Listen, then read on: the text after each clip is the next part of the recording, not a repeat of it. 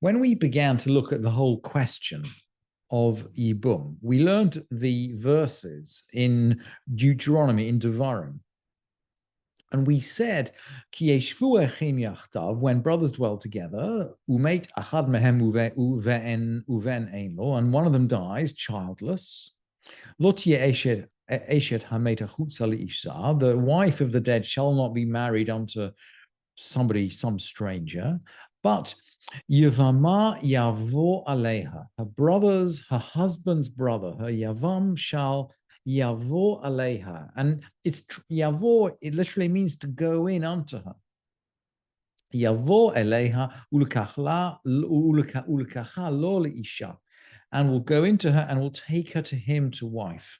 And this expression yavo, to go in, is a euphemism. It's actually a euphemism in Hebrew just as much as it is a euphemism in English. And it's actually a euphemism for sex. Yavo, to go in, means sex in Tanakh, and it's meant to mean that in English. And this euphemism is going to be picked up in the beginning of the 6th chapter of Yevamot. In fact, I would say the whole of the 6th chapter of Yevamot is actually related to sex. And we'll see now in the Mishnah, using the same euphemism, Haba el Yevimtor, someone who goes into his Yevamah, someone who has intercourse with his Yevamah. And now we'll have a whole list of situations, bein shogeg, bein mezid, whether in error or deliberately. How this can be an error, we don't quite understand that. Maybe, and some of the commentators say, he doesn't have the intention to create yibum, to create levirate marriage. So this is some kind of, I guess it's a reference to licentious sex, maybe. It's difficult to understand really how the Mishnah can say bein shogeg, bein mezid, whether in error or deliberately. We don't quite understand how it can be an error, but let's keep going reading the Mishnah. Bein ba'ones, bein b'ratzon, whether under compulsion or whether under free will. Afilu hu shogeg v'hi mezida, maybe he is acting in error and she's intending. Hu mezid v'hi shogeged, or maybe he's intending and she's in error. So it sounds as though one party might be deceiving the other, and this statement is gender neutral. We're not sure who's deceiving who. Hu anos v'hi lo anusa, maybe he is under compulsion and she is not. Or maybe he anusa v'hu lo anus, maybe she's under compulsion and he is not. There are all these situations. And the Mishnah concludes, Echad hamareve echad gomer kana, whether he just began to have intercourse, or whether he completed having intercourse, doesn't make any difference. He's acquired her as a wife. And the Mishnah is articulating a principle that we've already spoken about before, but we haven't articulated it clearly. And maybe this Mishnah should come much higher up in the Masechet of Yevamot. It's not quite clear to me why this isn't coming higher up in the Masechet of Yevamot, because it's a fundamental principle. Maybe not because we're following a timeline.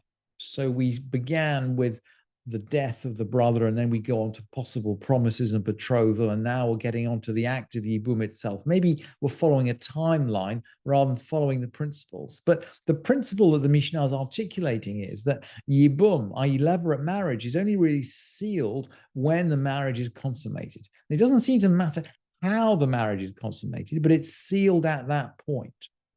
So, as we said before, the rabbis, they're not very comfortable with this. So the rabbis demand that we do a betrothal, either with a document or with money, before consummating the marriage. But in principle, the basic halacha, according to the Mishnah, and this is essentially reflecting the Pesukim, Yevamah yavo aleha, her brother-in-law shall come in unto her. The basic halacha is that the levirate marriage is sealed when the marriage is consummated. And then the Mishnah concludes, Velo chalak bein bia levia, and there's no distinction between different kinds of intercourse. And this seems to refer actually to anal sex. And we normally don't talk about anal sex in polite company, certainly not. It's not the sort of thing you discuss on the Shabbat table. But one of the things about the Mishnah is that the Mishnah is actually not embarrassed about talking about anything. So the Mishnah has a peculiar ability to address very calmly and very objectively all kinds of things that we personally find difficult. And so it does here. There's no distinction between different kinds of intercourse.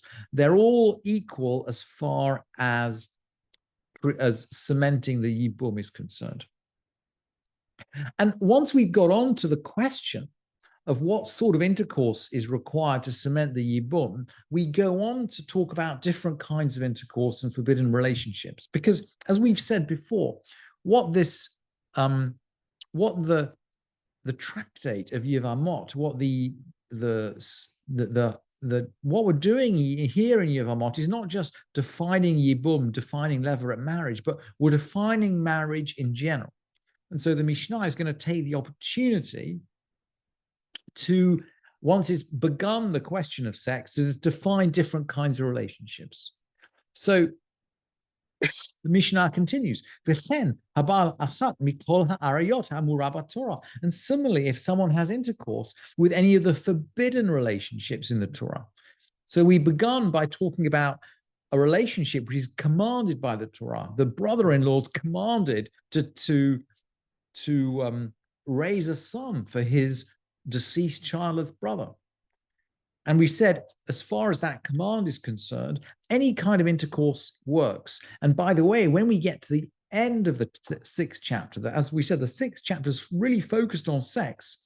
When we get to the end of the sixth chapter, we're going to be talking about procreation and the mitzvah of procreation, because everybody, or certainly everybody's commanded to have children. It's the first mitzvah in the Torah, Peru Ravu, be fruitful and multiply.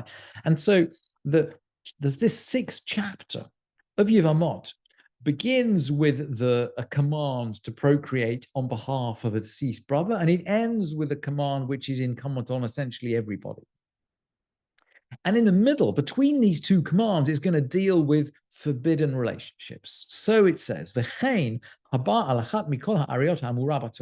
if someone has intercourse with any of the forbidden relationships listed in the Torah, so for example, with your wife's sister, or with your wife's mother, for example, or psulot, or with any of those which are disqualified. So there are some relationships which are, if you like, not forbidden as incestuous relationship, but they're nevertheless against the law. What are these? Well, we're going to have a list now. Almanah Kohen Gadol. A widow can't marry a high priest. Grusha b'chalutza Kohen Ediot. A divorced woman or a chalutza, someone who's carried out chalitza, to an ordinary Kohen. Mamzeret unutina Yisrael, someone who's a mamzeret, or a netina, someone who's a Gibeonite, to an Israelite. This is a list of forbidden relationships which we've seen before actually in the Masechet. But Yisrael la mamzer, or a Jewish girl to a mamzer or to a Gibeonite. And if someone who carries out any of these relationships, the Mishnah rules pasal, makes invalid. If anyone has intercourse with any of these forbidden relationships, or when any of these other relationships, and here's the long list we've gone through, what's the ruling of the Mishnah? Pasal, makes invalid. What are we talking about when we say make invalid? The Mishnah seems to be saying makes her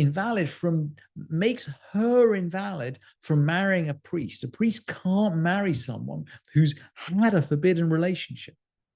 So if a man has a forbidden relationship with a woman, she becomes disqualified from marrying a priest. It's very interesting. He doesn't seem to be disqualified, but she's disqualified.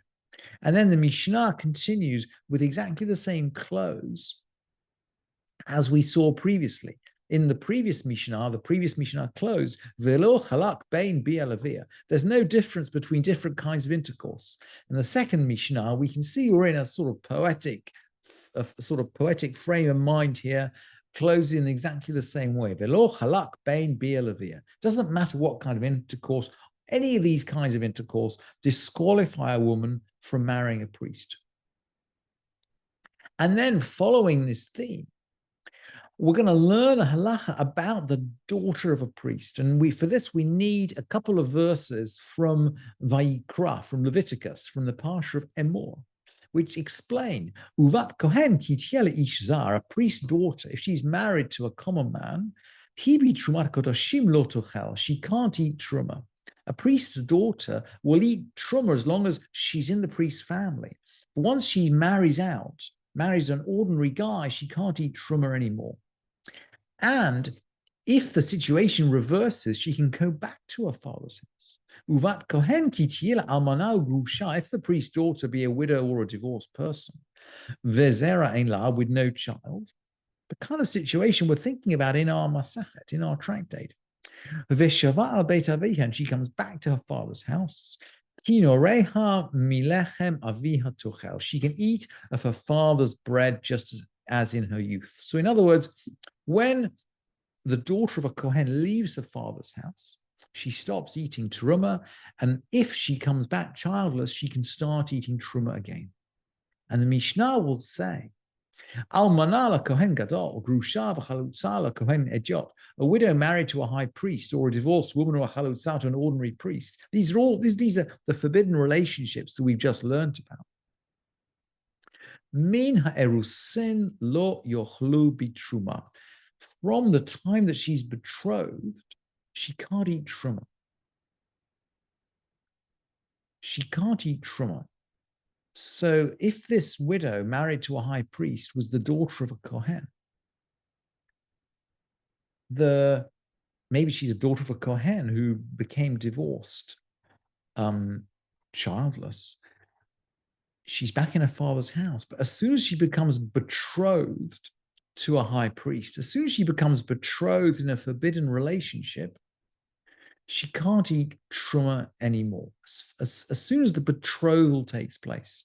And Rabbi Elazar and Rabbi Shimon are going to disagree. Rabbi Elazar or Rabbi Shimon machshiren.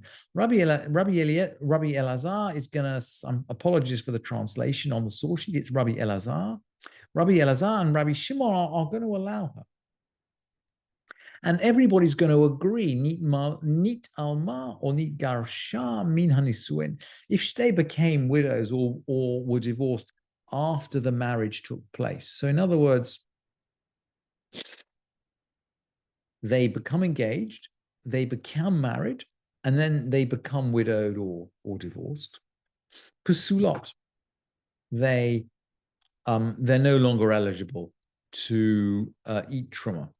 Umina erusin ksherot. If after betrothal, then they can still eat truma in their father's house. As if to say, going back to the theme of the tractate, which is essentially about sex, about intercourse, as if it's to say, look, it's the act of consummating the marriage which makes someone ineligible to eat truma. It's not the act of betrothal.